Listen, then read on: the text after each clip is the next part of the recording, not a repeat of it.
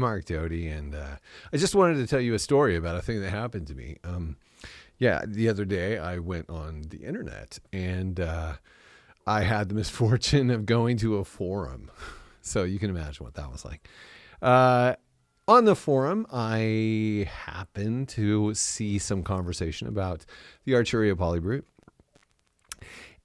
And I have to say, I saw a couple of things. I mean, I saw a lot of things. Of course, there was a lot to see. But several things sort of caught my eye.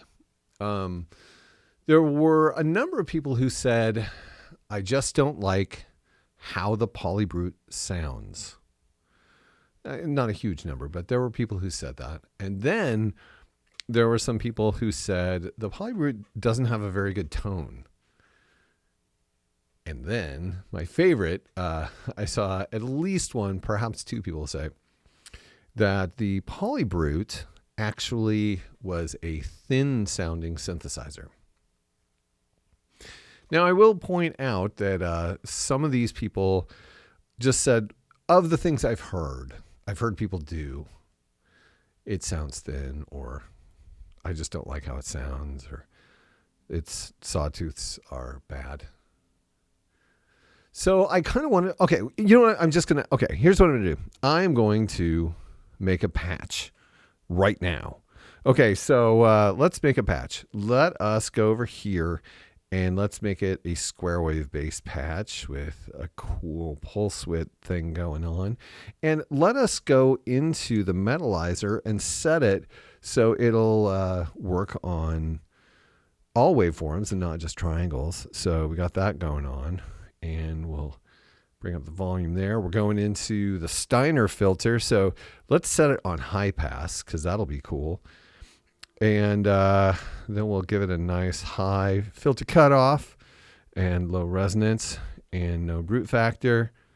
Yeah, that'll be cool. And let's also do oscillator 2, which we'll also do a square wave. That'll be cool. Give it a nice high pulse width. And we have it going through this other filter down here, the ladder filter. So we'll get a nice high cutoff, maybe some resonance. Yeah, let's see where we're at here with this, shall we? Okay. That's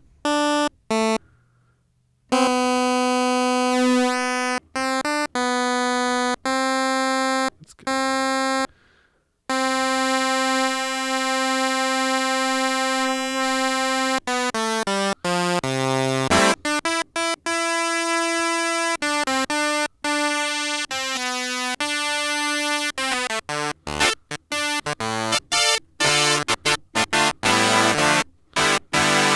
So how could anybody suggest that the PolyBrute is thin? I mean, that's crazy.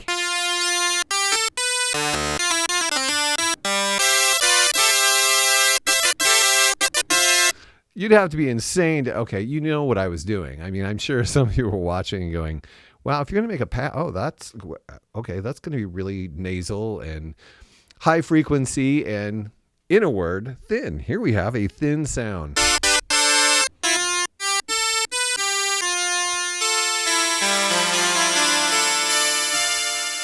It's high.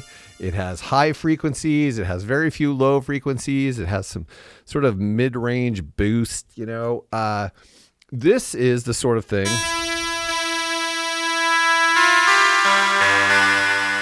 that makes people think a synthesizer is thin. Now, so here, let's build a different patch where we do things slightly differently. Okay, I'm going to go up to oscillator 1, which is set to a square wave. I'm going to set it to a sawtooth with no metalizer. I'm going to go over to the filter cutoff here. I'm going to go over to the Steiner filter. I'm going to set this again to high pass, but this time I'm going to put the cutoff in a low region, and I'm going to boost the resonance way high, and you might remember why I'm doing that. Here is a thing, a synthesizer that can do what I'm doing right now will never be thin if you know how to make it not thin, because what I'm doing is I'm using the resonance to boost the harmonic at the filter cutoff point. And on a high pass filter, you can set the filter cutoff point in the low region and still have high frequency content, but your resonance is going to boost a low frequency instead of a higher frequency, which is what happens with low pass filters. So we can really boost the low end here.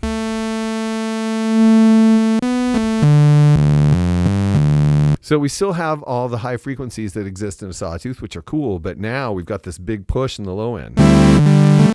I heard you say that. Okay. And we'll turn up the brute factor, which is even further feedback.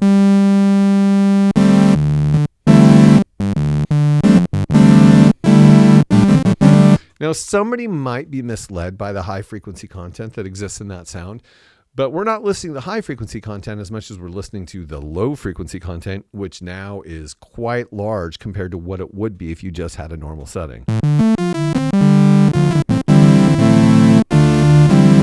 So let's go down to the second oscillator.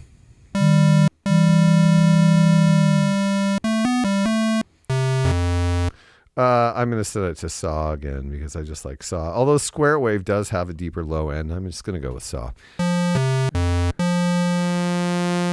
Or maybe both. So that right there is just a raw waveform, and it already has a decent low end. So let's go into the ladder filter, which is, the tone filter of all time. And let's give this thing some richness. One of the ways to do that is to use the disto, which basically it's an overdrive that causes the tone to saturate, the sound to saturate, which generates tone.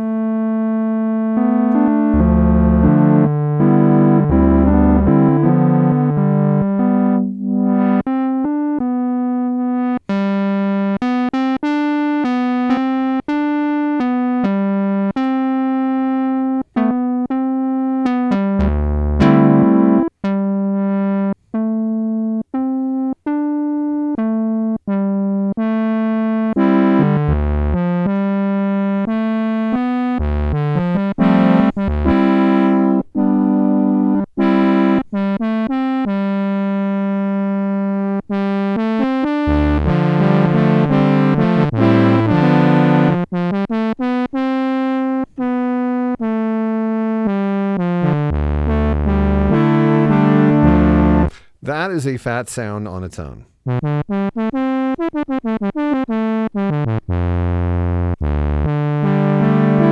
Right there, I could just stop and go, see, fat.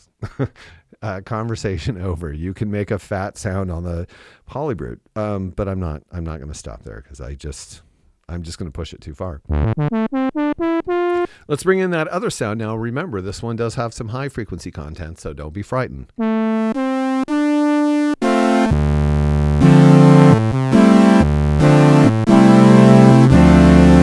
Anyhow, that's a sound you could never call thin. Now, maybe some people think high frequency content sounds thin to them. Maybe they're not catching the low frequency, which is one of the reasons, like white noise seems like it's really hissy, but it actually has low end frequency, but we're distracted by the high end frequency. Maybe that's what's happening. Or maybe people like me and other people who are demonstrated were really were drawn to using the morph knob, which often creates these massive cascades of huge amounts of harmonics, often high.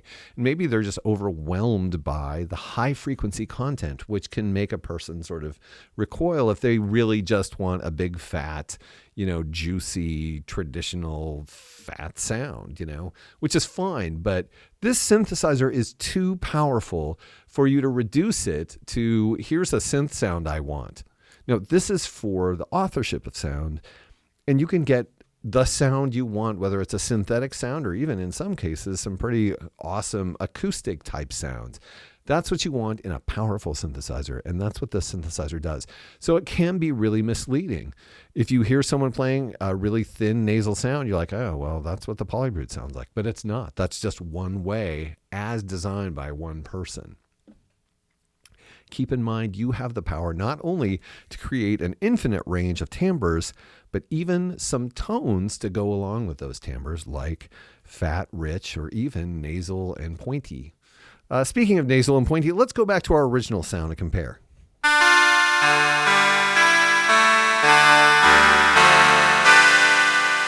Horrific. I mean, terrific. Okay, now let's morph that into our fat sound.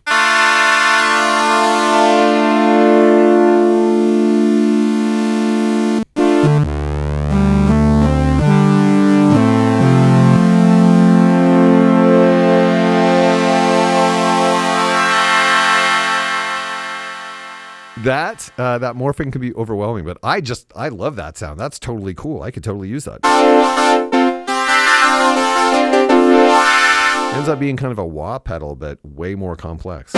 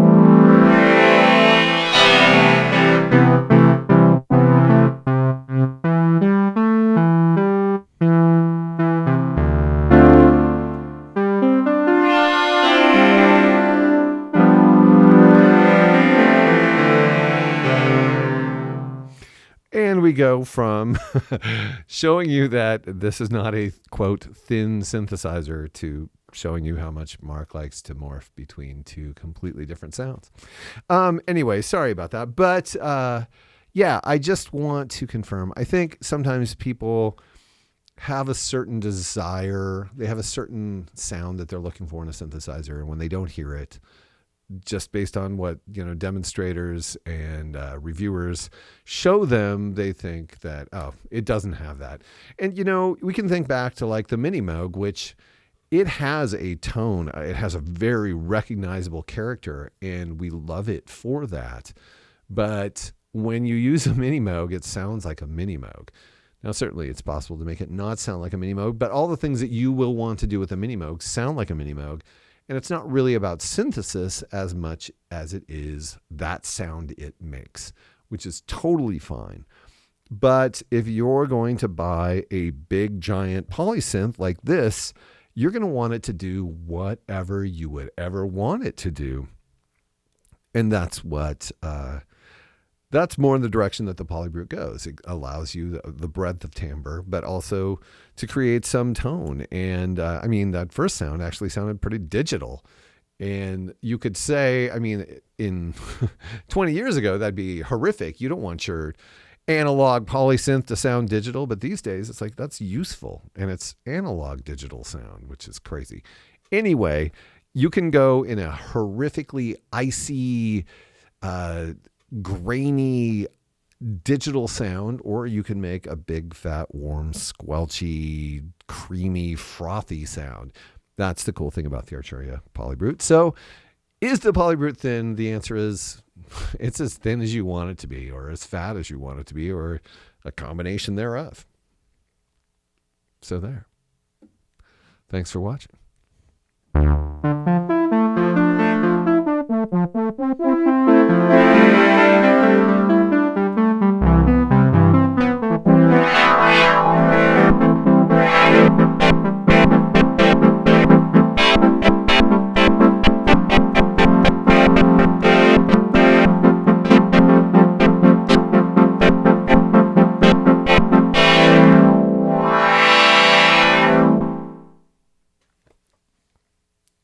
Goodbye.